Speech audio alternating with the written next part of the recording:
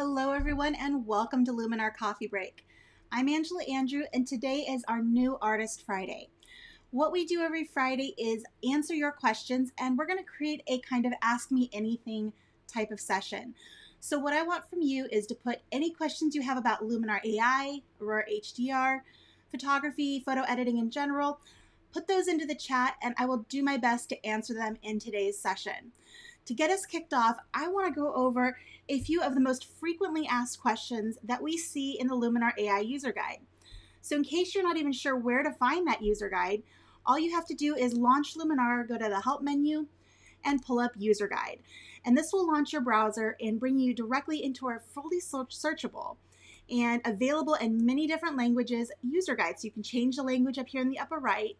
You can put in a search term here, and if you want to work offline and not have to worry about having a connection to the internet, you can always download this as a PDF. So let me go ahead and go back over to Luminar AI. I have a screenshot that I pulled up earlier today on the things that were searched the most in just the past week. So I want to go over a handful of these and make sure you guys know where to find these tools so you can be successful in your photo editing. I want to take a moment and say hello to Joseph, Pat. Thank you guys so much for joining me today. So let's get started with the first one. Earlier this week, Vanelli did a whole segment on watermarking, and you can definitely go back and watch that video. I encourage you to do it because we're going to go into we're not going to go nearly as far in depth with today as we did in that full episode. But to go ahead and take a look at watermarking, you'll use the local masking tool and add it like you would a texture. So here's an image that I did not too long ago. And I think this is the one that Vanelli used earlier this week. And you can see that I have not only one signature here on the bottom right, I have another one that I added here on the upper left. And I did them two different ways. To do that, we'll go over to the Edit tab and into our local masking, which looks like a little brush here in the corner. And you see that I have two texture layers already added. To add a texture layer, you go up to Add and choose Texture. And from there, you go into Load Texture.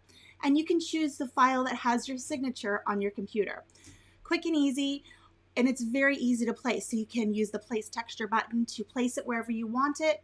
Under Advanced Settings, you have your blend modes.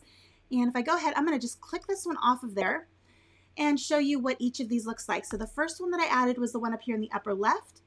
This was originally a black signature on a transparent black background, and I used a blend mode to make it really blend into the image. This is more of a traditional watermark in that it really takes on the colors that are in the image and is very, very muted. So I can turn that off and turn it back on again. And that's what I came up with that particular one. Now, if you want something that's more of a signature, something that's going to convey your branding, like I have down here in the bottom right, I used a different file of the same image. This one is white text on a transparent background. And I left it, I didn't use any blend modes. I increased the opacity, and you can turn that off and then back on to see what that does.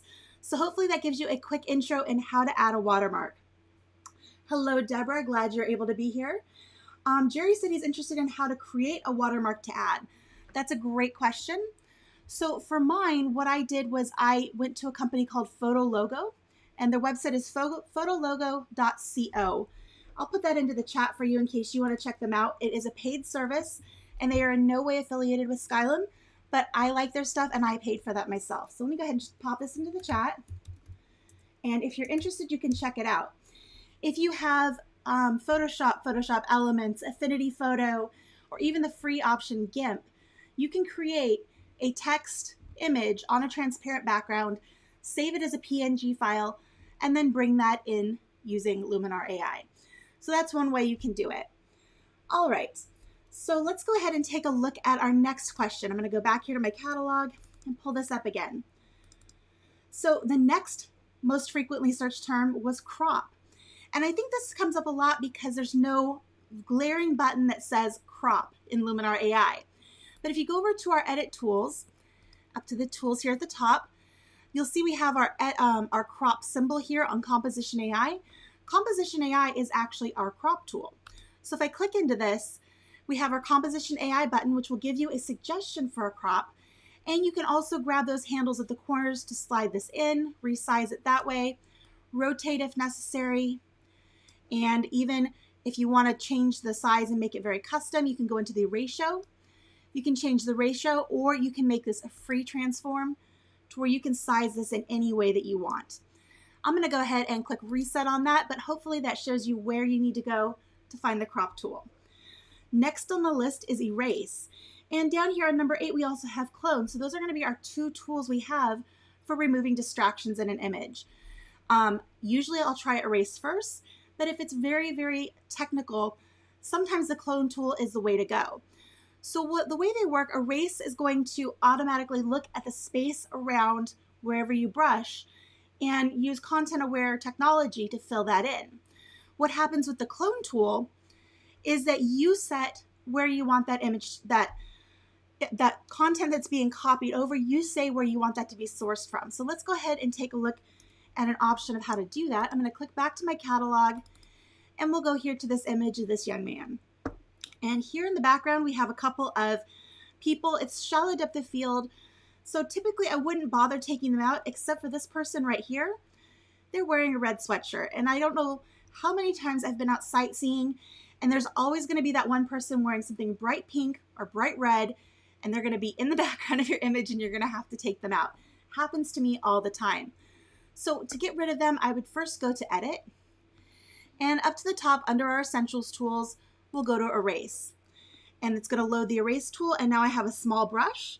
I can use my bracket keys to make that brush a tiny bit bigger and just brush over that person. Now I can click Erase. It'll take a moment to apply, and then that person will be gone. Now if I wanted to get a little bit more technical with this, I could use, see, that's setting its own source. Now if I wanted to set my own source, that's where I would go down to my clone tool. And again, it's going to load up the clone tool. Give it just a moment there.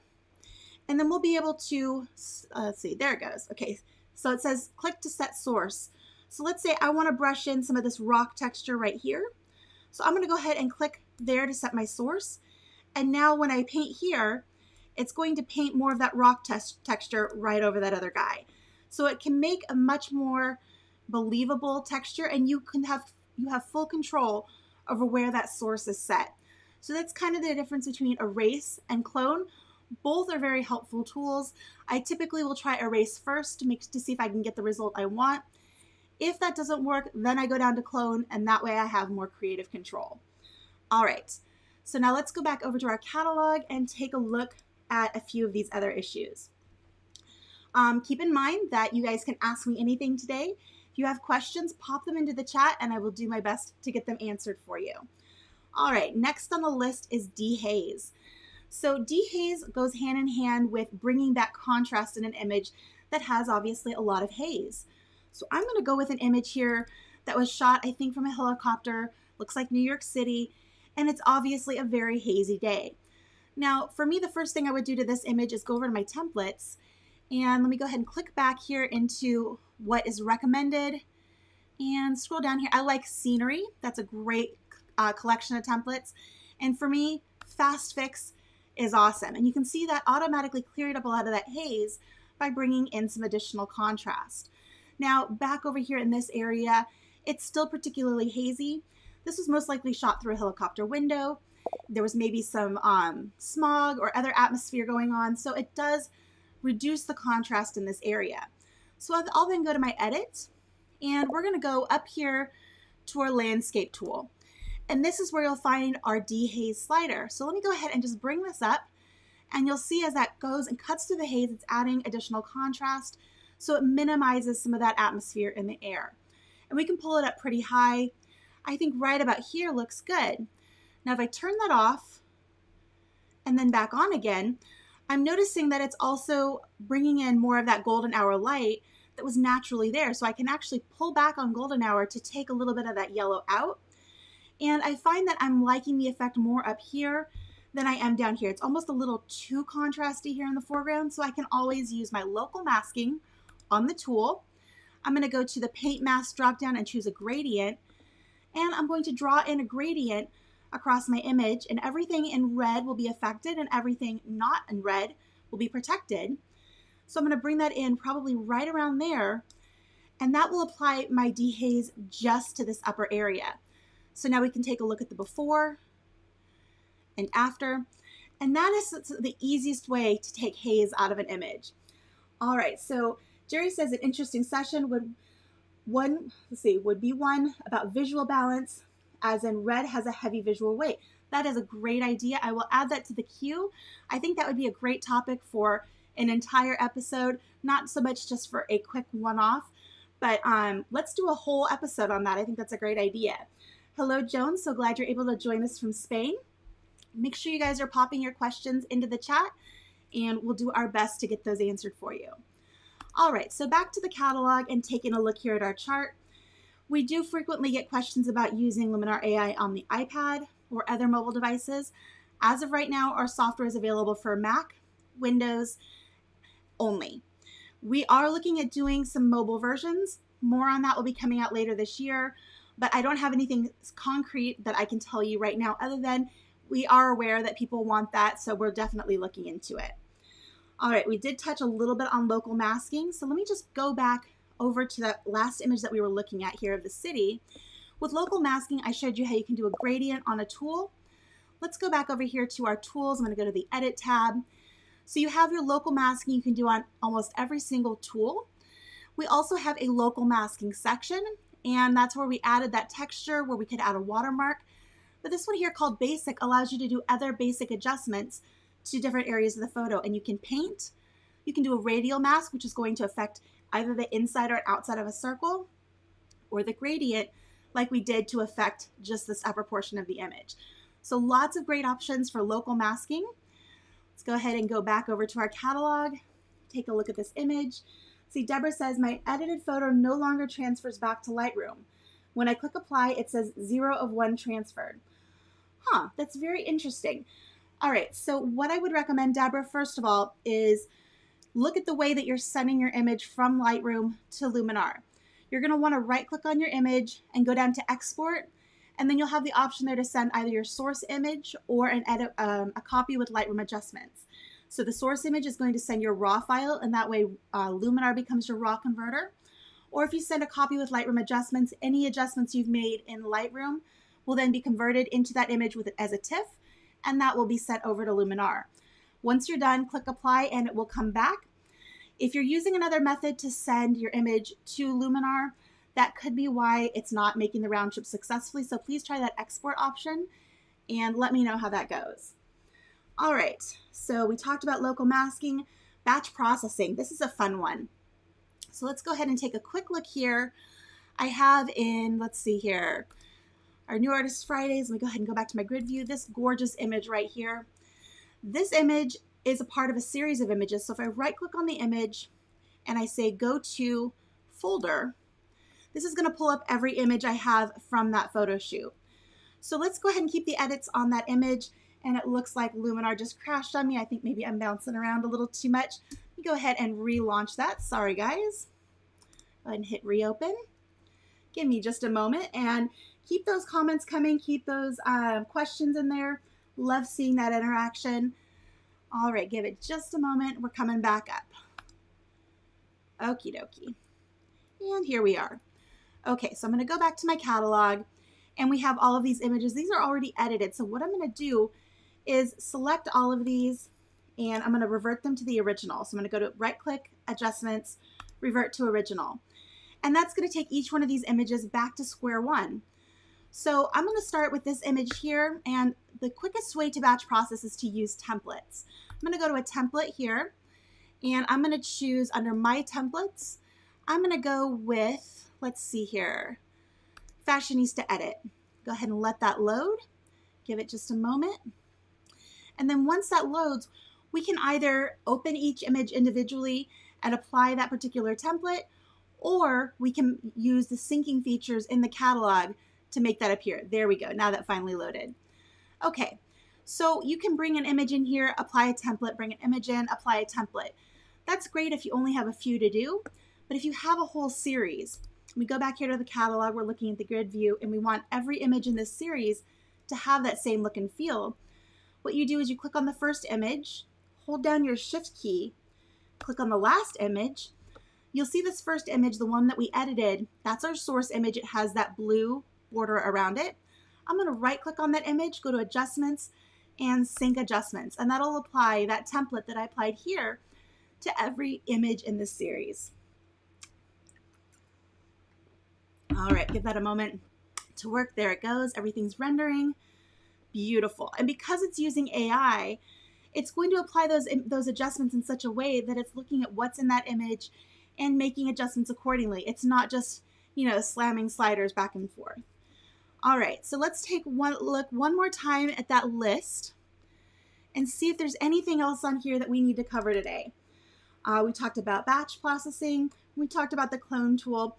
Oh, the histogram. The histogram is a good one. So you can always find your histogram by going to View and Show Histogram. And that'll bring up that little tiny histogram right there. If you need a larger view, what you can do is go over to Edit and into the Light tool and take a look at the curve section. And this is actually a bigger representation of that histogram. So hopefully that helps. And then LUT. So LUT stands for Lookup Table, and it's a color grading tool that you can use as part of a template or as a tool by itself to add a really special look and feel to a photo. So let me go ahead and go back here to my catalog once more. Let's pull up this image here of this gentleman and over into Edit. And I'm going to scroll down to the Mood tool. And the Mood tool is what you use to load a LUT. So you can choose a LUT. You can load one from your computer if you have LUTs that you've downloaded from different sources. They're typically .cube files, .cube, and you can download and load those from anywhere on your computer. Or we have several that are already included inside of Luminar AI. So you can scroll down this list. You see how we're getting a nice quick preview. I think I like the richness of that 1990. I can go ahead and set that and then adjust the amount, how much that's affecting the image. The contrast, I think I want to bring up the amount, but actually bring down the contrast. It was a little too contrasty. And then you can adjust the saturation as desired. So that's how you add a LUT in Luminar AI. All right, well, we've covered a bunch of topics here today. If you have other questions, make sure you put them into the chat, or if you're watching this recording, put them in the comments below. We'll do our best to get them answered for you next week and in following episodes. With that, I want to wish you a wonderful weekend. Thanks for spending some time with me today, and I will see you next time. Bye, everyone.